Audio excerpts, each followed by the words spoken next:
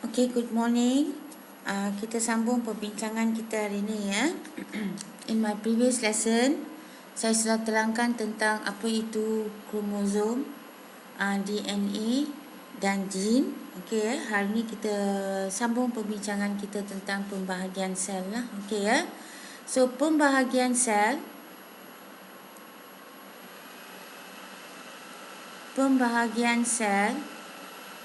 ada dua jenis.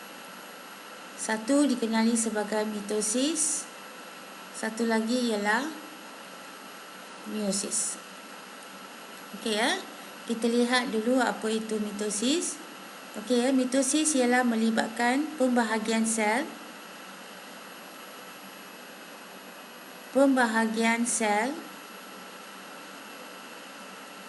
bagi semua sel badan.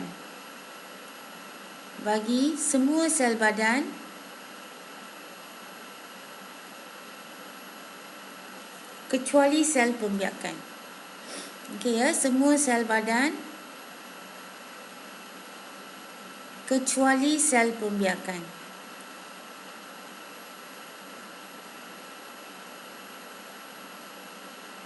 Okey ya.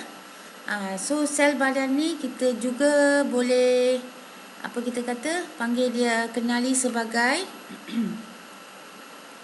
okey ya, semua sel badan ni kita juga boleh panggil dia sebagai sel soma. Okey.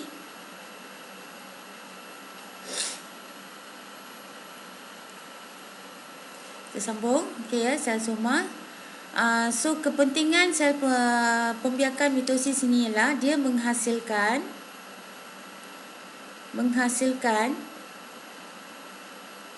dua sel anak. Okey ya. Dua sel anak, di mana sel anak dia adalah sama dengan induk. Sel anak sama dari segi kandungan genetik,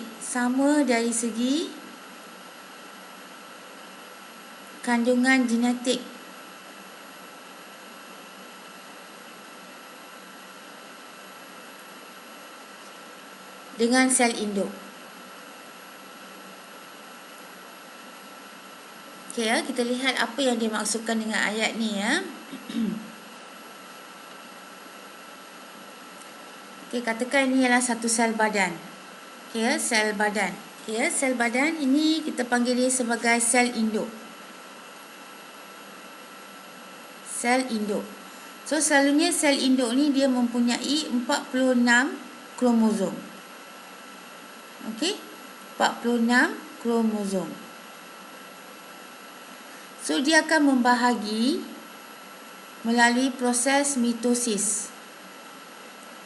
Okey ya, dia akan membahagi melalui proses mitosis menghasilkan dua sel anak.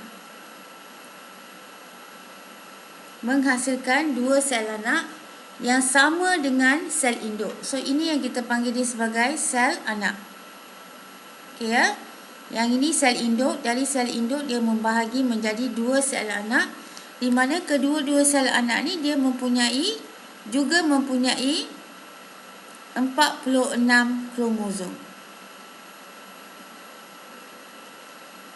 46 kromosom.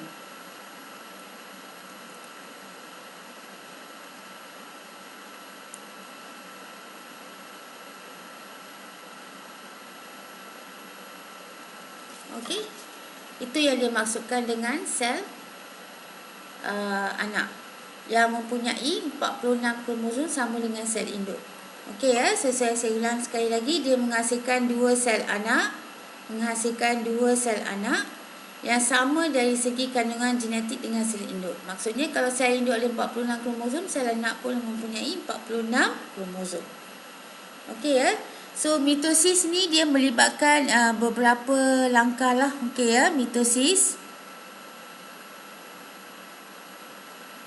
Okey ya, dia melibatkan beberapa langkah. Mula dengan interfasa. Okey. Diikuti dengan profasa, metafasa, telofasa, dan akhirnya berakhir dengan sitokinesis. Okey. So sebelum kita sambung perbincangan kita tentang proses mitosis ini, kita lihat perbezaan umum ya di antara mitosis dengan meiosis. Okey.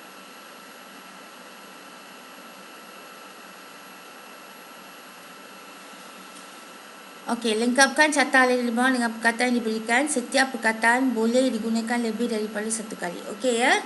So bapa dengan ibu. Okey ya, sel badan mereka bilangan kromosom dia adalah 46. Okey ya. 46. So original ni maknanya dia induk.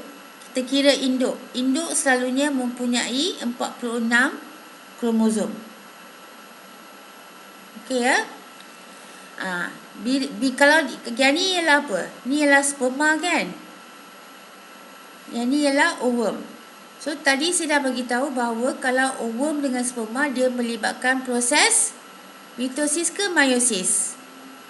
Sepatutnya meiosis. Sebab apa? Sperma dengan ovum ni ialah sel. Dia ialah sel apa? Sel pembiakan.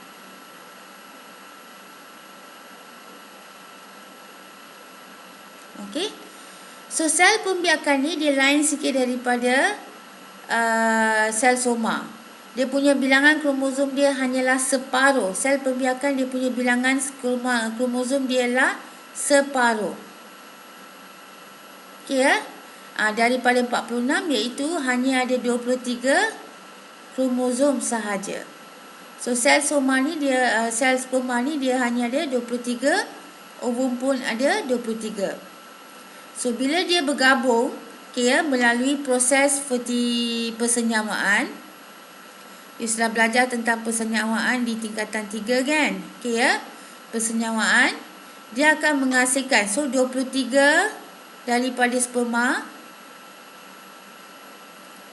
campur dengan 23 daripada ovum.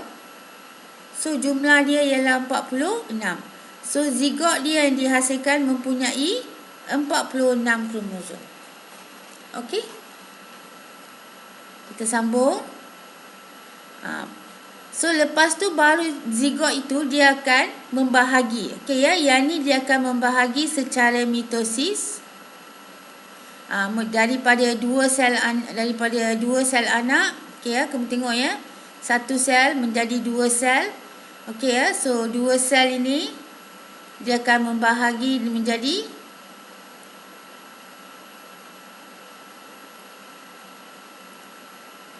banyak sel. So proses ni kita akan panggil dia sebagai proses mitosis yang menghasilkan banyak sel. Okey ya. So ini kita panggil dia sebagai proses mitosis. So dia akan membahagi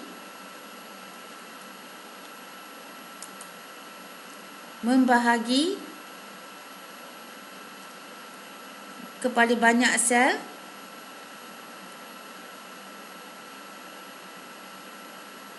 So itu yang kamu nampak pertumbuhan bayi berkembang.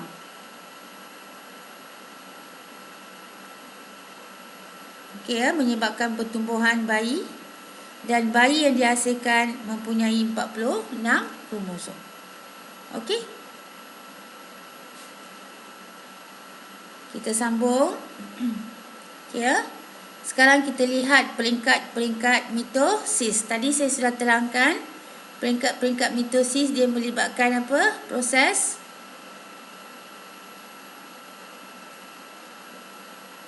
okey, dia melibatkan mula-mula interfasa, kemudian profasa. Okey ya, kita lihat proses peringkat mitosis. Mula start dengan interfasa, kemudian profasa, metafasa, anafasa, telofasa, yang diakhiri dengan pembahagian sitoplasma, kita panggil dia sebagai sitokinesis. Okey. So kita lihat proses yang pertama. So ini ialah interfasa ya. Ini ialah interfasa. Ni change the color. Okay, ini ialah interfasa. Interfasa. So kamu menampak kromosom dalam nukleus itu dia memendek.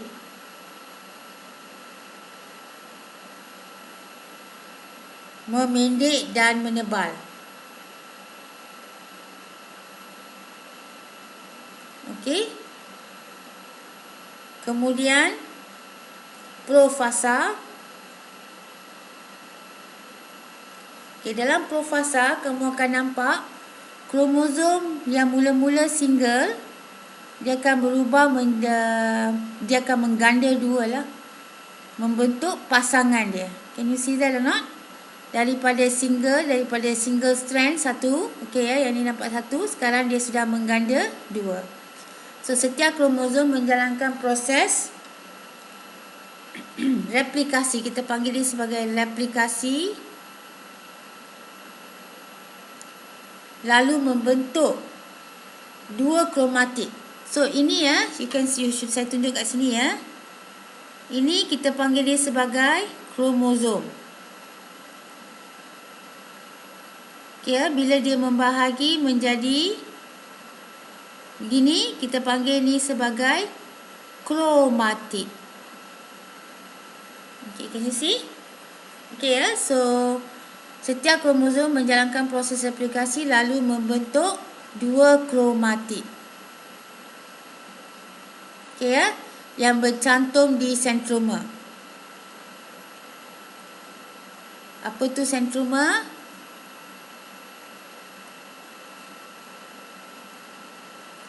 Okay, ini ialah sentroma dia. Yang tengah-tengah tu. Okay, ini ialah sentroma. Okay. Itu ialah sentroma.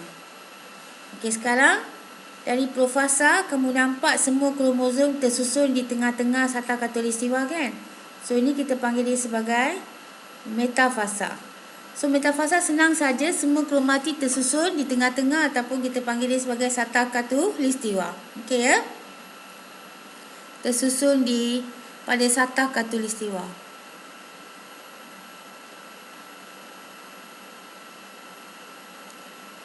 Kalau you terangkan tersusun di tengah-tengah pun kita terimalah. Okey ya? Okey, daripada metafasa sekarang kamu lihat, kamu akan nampak ya, kromatik tu dia membahagi dua, dia berpisah. Ini kita panggil dia sebagai proses telofasa. Anafasa dulu. Anafasa. Okey ya, anafasa ialah proses di mana kromatik berpisah dan bergerak ke kutub yang bertentangan. So kamu tengok ya, dia berpisah dan dia akan bergerak ke kutub yang bertentangan. Yang ini bergerak ke sebelah sini, yang ini bergerak ke sebelah sini. Okey ya. So kromatik berpisah dan bergerak ke kutub bertentangan.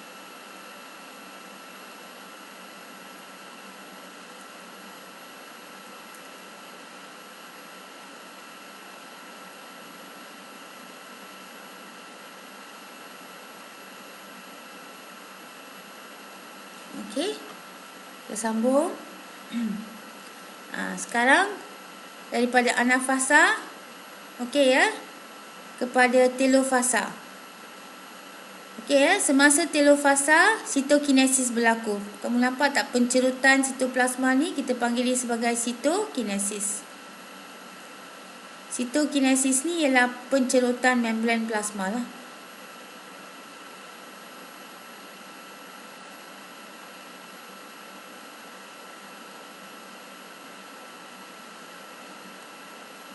Okey ya, pencerutan membran sel. Okey, sitoplasma membahagi dan membran nukleus terbentuk. Okey ya, sitoplasma membahagi dan membran nukleus terbentuk. Membran nukleus bagi sel anak yang baru ya terbentuk. Okey ya. Sekarang akhir sekali kamu dapat berapa? Ini bukan kamu nampak berapa sel? Potong ya, ini bukan mitosis. Okey ya. Kamu nampak berapa sel anak sekarang? 2 sel anak. Dia akan membentuk 2 sel anak. Setiap sel anak mempunyai bilangan kromosom yang sama dengan sel induk. Bilangan kromosom yang sama dengan sel induk. Kita cek ya. Kita lihat.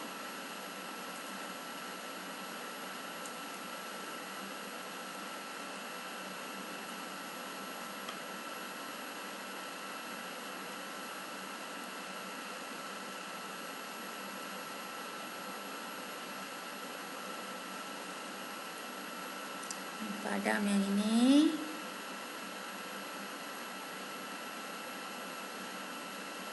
Okey, dia membentuk 2 sel anak ya. Tengok. Membentuk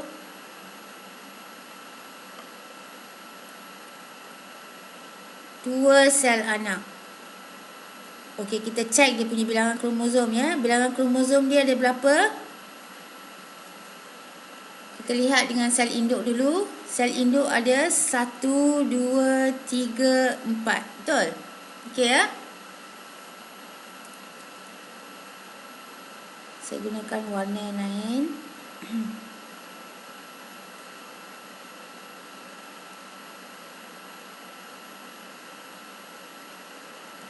Okey ya, kita cek berapa bilangan kromosom dia. Okey, lihat di sini dia ada berapa?